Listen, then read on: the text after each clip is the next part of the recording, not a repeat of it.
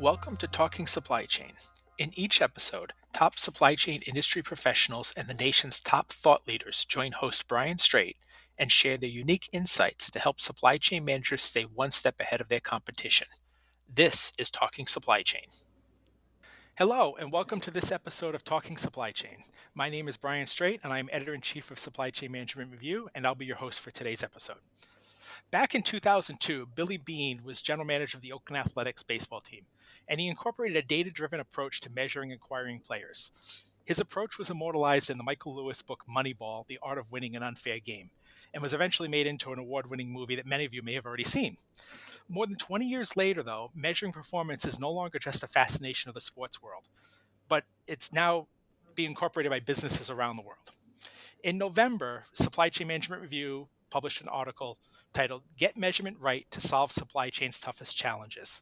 I was fascinated by the topic, and not just because I'm a sports nut and I followed analytics in sports, but I quite honestly didn't understand that measurement was not a go-to for everyone in the business and it wasn't being done correctly in all cases.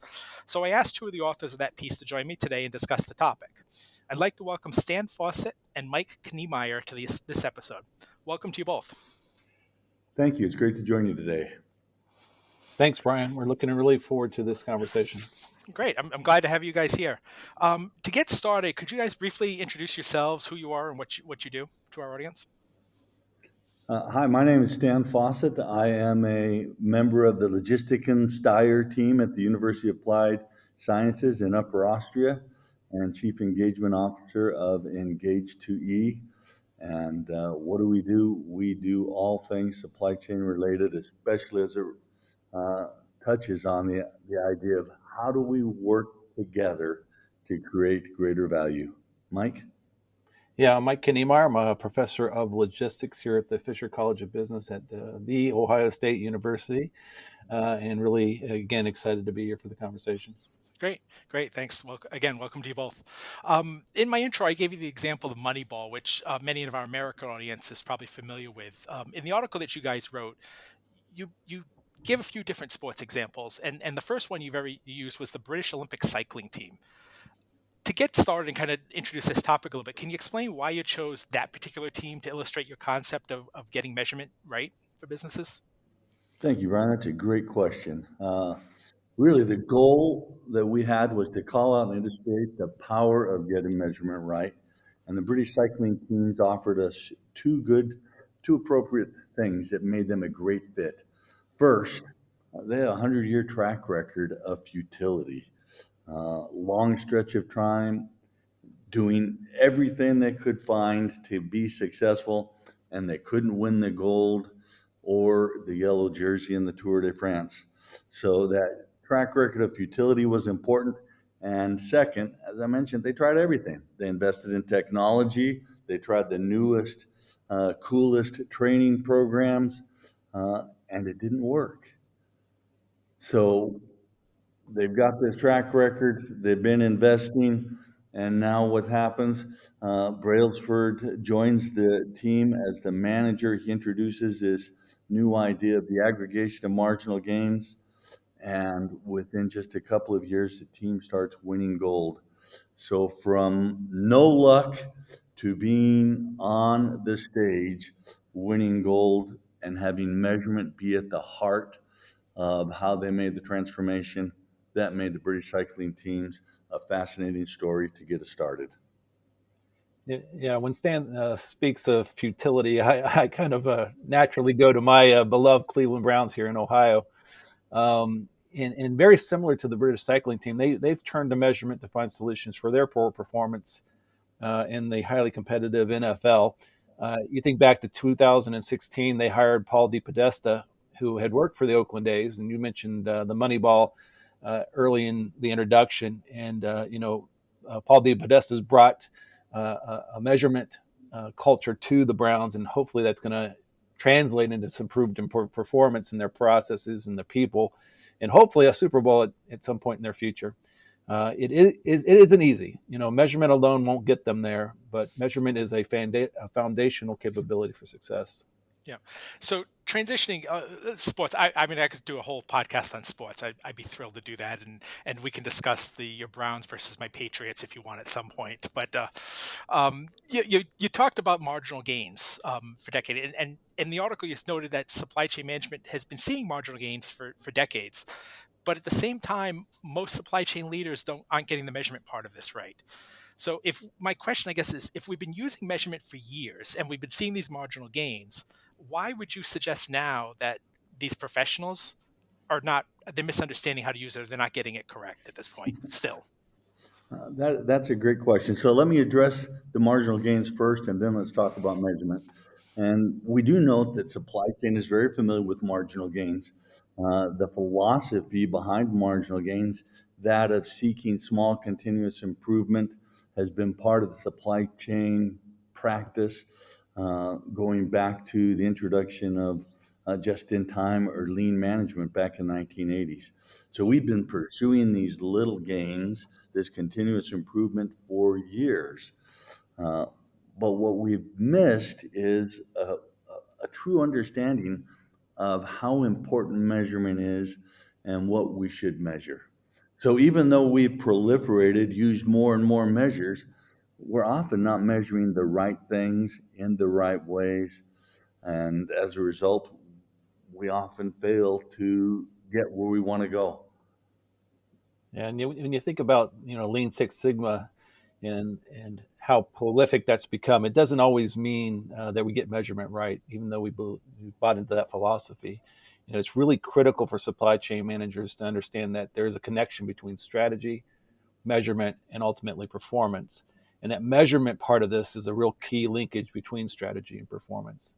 Strategy should be informed by our data, to help us figure out what is the best strategy, but also drive what you measure. And that measurement is what enables performance. It defines the targets we're going after. It identifies what works and what doesn't work in our processes, and it provides visibility that motivates the people that make our strategy come to life. Yep. And you mentioned data, just to follow up there. As you were mentioning that, I hear the question for so many people I hear, it's like, we just have so much data, we don't know what to do with it, uh, kind of thing, right? So, I mean, same kind of thing, right? It's parsing it, measuring it, understanding what it is and why you have it, as part of this process. Exactly. And, Yeah. and I think I'm the same way. I hear from lots of companies that the access to the data has not been the issue in recent times. It's really how do you use that data? Yeah. You guys wrote about data. Speaking of data, we've seen data explode in the industry, and you compared it to fantasy sports at one point, which obviously for us sports fans, big deal these days, right? And fantasy sports really in the last several years has really become mainstream, and it's been around for a long time. I mean, I don't know, 20, 25 years fantasy sports have been around, but it wasn't very popular. And in the early days, it was, I hate to say this, but it was quote unquote for the data nerds, right? The guys who really understood the data, really understood the underlying data points that guide these players. So when you guys talked about the fantasy sports, you compared it, you kind of compared it to a data expert, and they are now able to pick winning teams because the data is understandable. It's easier to use. It's easier to understand. So we play fantasy sports because of it. From a business perspective, kind of the same thing for supply chain managers, right? The data now is so popular, but you don't need to be a data expert to be able to use this at this point. Is that correct? Yeah, it's definitely correct. And unfortunately, I'm somebody with a fantasy football team that didn't make the playoffs recently, so I'm maybe not in the My, best position to comment on this. mine squeaked in at the last day last night. I squeaked in. So Mine missed by a game, but like fantasy sports managers, supply chain managers don't necessarily need to be data experts. However, two things come to mind when I think about a supply chain manager in this data rich world. First of all, you got to be able to effectively communicate with those people in your organization and outside of your organization that are the data experts, those third party providers or those data scientists within your organization. That's their role, and being able to articulate the processes and the people decisions and the problems that we face as supply chain managers becomes very important because that drives their activities and try to find data driven insights that can help us, and it builds trust between the two parties. The second thing I think about is that, as a supply chain manager, we got to resist the temptation to mine the data for never-ending set of metrics, and it kind of goes back into that last conversation we just had. There is so much that we can measure now, and so much data that we can look at. We need to make sure we're focusing in on identifying and measuring what is critical for translating our strategy into superior performance. Complex measurement muddles more than it informs. Measure what really matters. Yeah. Yep. So with all this data in hand, and this is the big picture question I think here, and going back to the original premise of getting measurement right, how do we do that? Brian, thanks for asking that question. And let me just come back. We've worked with a ton of companies over the years, uh, and uh, in working with them, we figured out that if companies get three things right, they tend to be more successful. And those three things became part of what we call the measurement playbook. And those three things are the key roles that measurement performs. The first two, to create understanding and to motivate behavior, really focus on what we measure. So when Mike says, measure what really matters, what understanding do we need, and what behavior are we looking for, is going to have a huge influence on what we measure. The third play in the measurement playbook is all about driving results. This focuses on how we measure. Um, so let me comment on understanding and behavior, and Mike will tackle results. So when done correctly, and measurement, Mike has gone back and forth about the link between strategy and measurement and performance. When done correctly, measurement helps managers understand what the market needs, what customers are willing to pay for, what the competitive dynamics look like. It also helps them understand how, and this is critical, how and how well their processes are performing, how well their processors are creating value. And this understanding is critical to making good decisions, big at the strategic level and small day to day operating decisions. And one of the challenges we have found is companies often aren't connected to this understanding. So, this is where we start. If we don't understand our systems, we can't manage them to create superior value. Uh, Second point about what we measure is all about behavior. There's an old saying uh, that when you measure, hope for A, but measure B, uh, you're always going to get B. So measuring A while hoping for B is truly a folly. I think it's said a little more easily, what gets measured gets done. This saying may be trite, but it's true. Measurement influences behavior. So, in fact, in the classroom as professors, we see this all the time. Students pick up the syllabus. The first thing they look for is how much work is there, and second, how am I going to be graded? And if we try to accomplish something that isn't part of the measurement system, it's not going to work in the classroom, and it doesn't work in the boardroom either. So we really need to make sure our measures are aligned with what we're trying to do, because measurement speaks louder than words. We often talk about it this way, Brian. The idea is that you can get the strategy right, you can hire the right people, you can provide the right training, but at the end of the day, if your measurement is wrong, you undermine all of those other things. So measurement may be the most important thing we do as managers. And when you talk about those measurement systems leading to results, measurement systems, coaches, professors, we all perform similar roles. We're constantly assessing the performance results of our teams, of our students, of our players. We're trying to figure out, what's working, what isn't working. How do we correct for things that aren't delivering the results that we expect?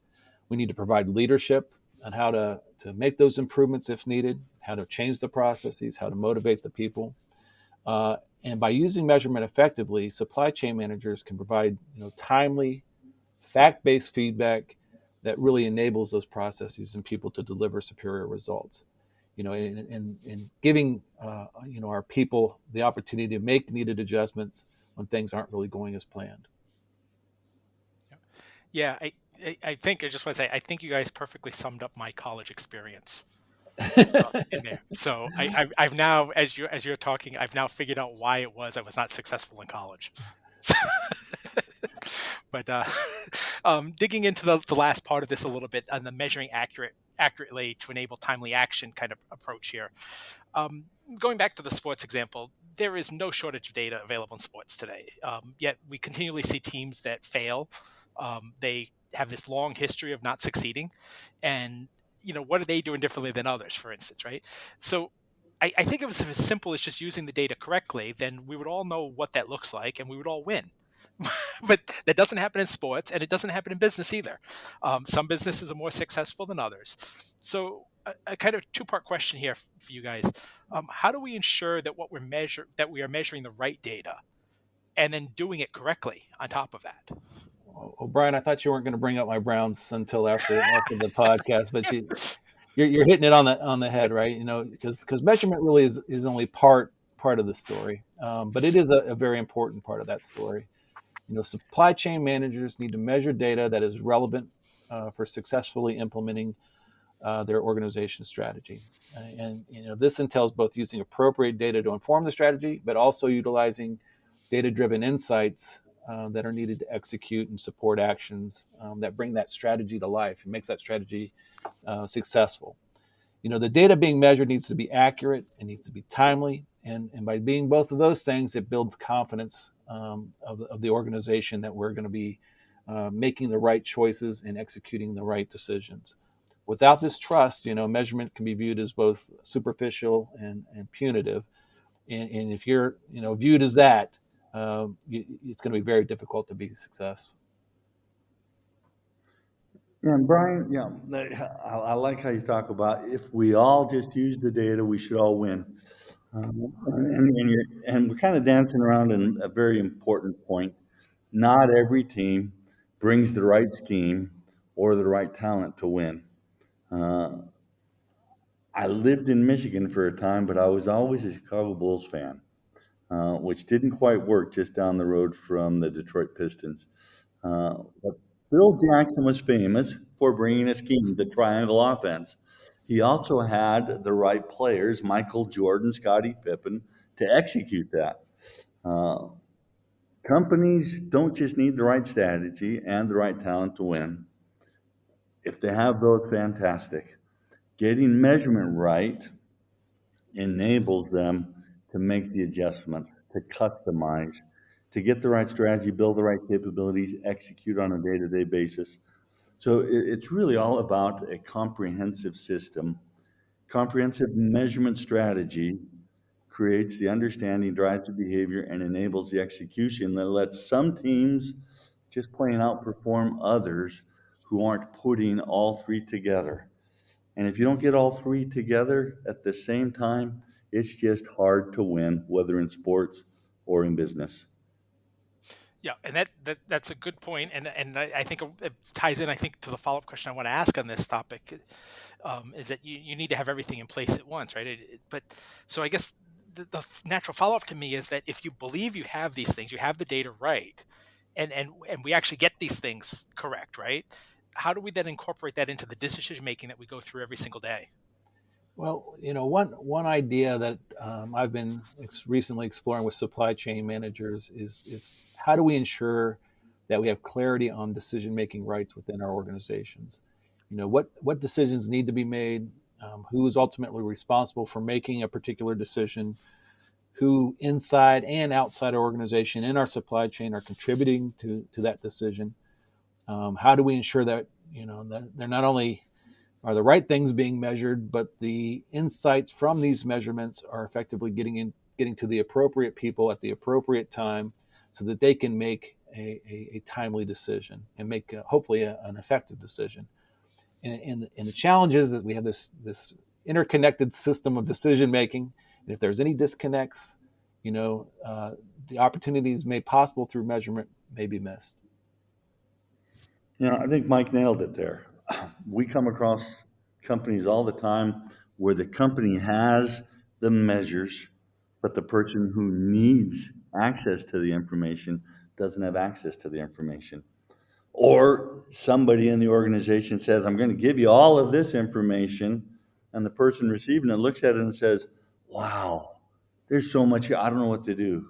So there's some information paralysis that can take place in today's information saturated world. I think one of the keys to closing this gap is to make sure we get the right training so we get everybody on the right page about what is needed, who needs it, when they need it. Um, and this coordination and training is a great opportunity for companies to think about to get everybody on the same measurement page. Yeah. Yeah, and we've you guys have talked a lot. We've talked some data, some sports. I love it. Getting sports involved in anything. But going back to the article that was in our November issue that I mentioned, you gave some examples of companies, some companies that did it right, seem to have gotten it right. Amazon, for instance, and some that maybe didn't hit the mark quite right when they did it either. And Procter and Gamble was an example you used there. Can you share why you think like one of those companies like Amazon succeeded and one didn't? So let me just comment on the structure of the article is we talked about each play in the playbook, and then we provided a success example and what we call a failure example. So you're picking out the Amazon Procter and Gamble. That was our discussion of how measurement contributes or detracts from our managerial understanding. What made the big difference between Amazon and P&G?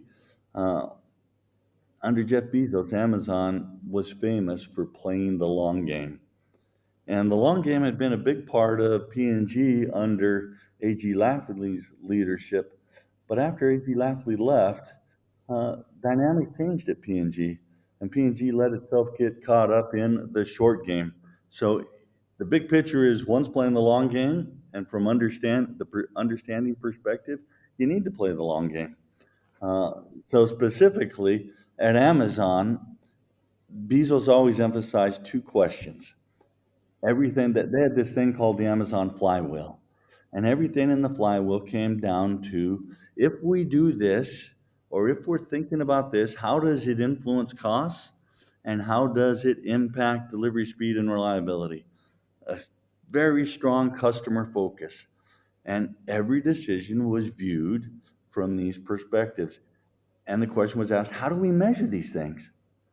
So Amazon built the measurement system to always stay focused on lowering costs and delivering faster and more reliable than anybody else. Amazon refused to sacrifice insightful measurement on the altar of easy measurement. And it transformed an organization over 20 years in an amazing way. At P&G, I mentioned A.G. Lafley. His focus was on innovation. Early in the 2000s, he said, we're getting most of our innovation from our innovation team. We need to change that. And we don't just want everybody in P&G to contribute to our innovation. We need to get innovation from outside the four walls of the organization. His goal was to get 50% of all new innovative ideas from outside. He knew that if we're going to get our customers and our suppliers and others to share their best ideas with us, and he used the P&G Connect and Development program to do this, then he needed to win their trust. He said P&G must be the most trusted company in the industry. Well, what was the result? Lafley's strategy was hugely successful. The innovation success rate went up 2x, even as R&D investment declined by 30%. That's a pretty amazing track record. Sadly, after Lafley left the company, competitive pressure led to a shift in mindset. P&G decided that by playing the short game, by putting Dell's old cash to cash metric and model to work, they could free up some cash flow. And the reality is, by shifting their supplier payment from 45 to 75 days, they freed up $2 billion. Some of it went to R&D, some of it went to factory, a lot of it went to stock buybacks, but at what cost? How do suppliers respond to this? The decision is relatively new. The jury is still out. But history shows that when you change the rules like this on suppliers, when you start to treat them in a way they feel isn't fair, they start taking their best ideas to your competitors instead of to you. Yeah, Stan points out a real key lesson for supply chain managers. You need to use measurement to help you manage your business, not the other way around. Too often we see decisions being made to go after a desired metric to reach a certain metric, but in doing so, the company is actually put in a worse competitive position. Measurement should be driving a culture of innovation and creativity in pursuit of a defined strategy, not becoming something people view as an afterthought or somehow is disconnected from that strategic initiatives that you have in place. Data should be used to identify carrots of opportunity, not be some stick to punish poor performance. Yeah, and that's an excellent point, and it leads me to my next question, which is another example. And there are many examples in the article from many companies. I just picked out a couple here to discuss. We don't have time to get into all of them, unfortunately. But this other company that I wanted to get to was an example, and it ties exactly, I think, what you're saying there, and that is Patagonia. Um, you wrote in the article, quote, employees work with managers to define how they will help Patagonia achieve year-end goals. Having agreed to year-end targets, employees set and share their own quarterly stretch goals. They enlist managers and other resources to help deliver to promise. So to me, this sounds like, hey, let's use data and then let's manage people too, right? Which I think is pretty novel in some ways, right? um, Unfortunately. yeah, unfortunately. So, by all accounts, as me reading this as an outsider, and obviously I know how successful Patagonia has been as a company, it seems like they've gotten this combination correct and right. So, why have they been able to get it right? Well, if you think about it, engaging and enabling people in your organization is almost always a winning formula. Measurement can really enliven and reinforce this culture of engagement, and empowerment.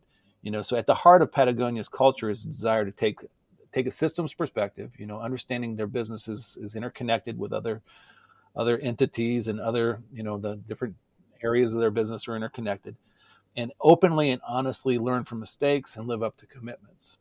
So by sharing, the employees sharing their stretch goals across their organization and getting feedback on those goals, getting advice on those goals, it really reinforces this culture that they're committed to, and in this belief that the sum is greater than the parts. So asking for and giving feedback has become the norm, and it really strengthens their culture of seeking out collaborative improvement. Patagonia has approached measurement in their own way. And I think this way demonstrates a real belief in the people and processes they have in place to support them becoming the type of company that they strive to be.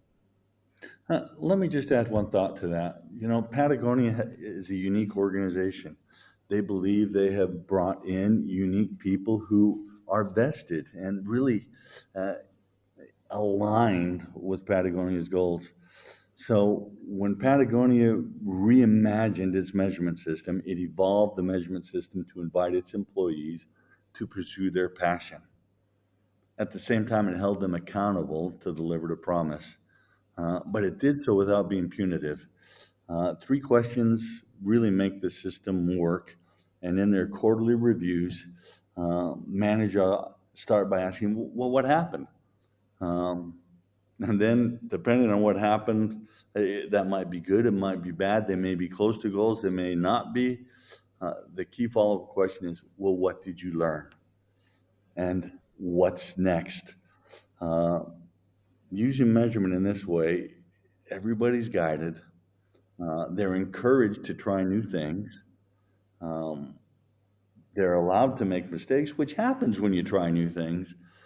But what did you learn and what's next demands excellence. Uh, we invite you to make mistakes, but don't make the same mistake twice. Learn from what you're doing. And this approach to measurement brings passion, energy, innovation to Patagonia that really enables it to stay on the cutting edge of their business, of their industry. Yeah, yeah, it's so funny. I've listening to you guys and talking with you guys today. All of this stuff seems so simple, right? But there's so many companies that just don't do it out there. Um, it just is. For those of you listening today, there are many more examples of companies in the article that appeared in our November issue of Supply Chain Management Review. If you're interested in that, learning more or getting more in-depth coverage from global thought leaders like Stan and Mike, you can go to scmr.com and you subscribe. These are paywalled articles, so you will need to subscribe in order to get access to them. But you really learn a lot by some of this stuff and some of these people. Stan and Mike, great examples of some of the people we have in the publication. And this topic is a really good one. And like I said, lots of examples in the article that you can learn from and take away. Thank you, Stan and Mike. Thank you both for joining me today. I really appreciated the time and your time and the conversation. Um, Thanks. we, so, uh, thank you to all of you out there as well. Thank you for taking time out of your day to listen to us today. Until next time, this is Brian Straight, and you have been listening to Talking Supply Chain. Talking Supply Chain is produced by Supply Chain Management Review and Peerless Media. You can find it on scmr.com, supplychain247.com, iTunes, Google Podcasts, or wherever you find your podcasts. For more information on this topic or to sign up for our weekly newsletter, a print or a digital subscription to our publication, visit scmr.com. We hope you will join us for our next episode. For Supply Chain Management Review, I'm Brian Straight, and thank you for listening.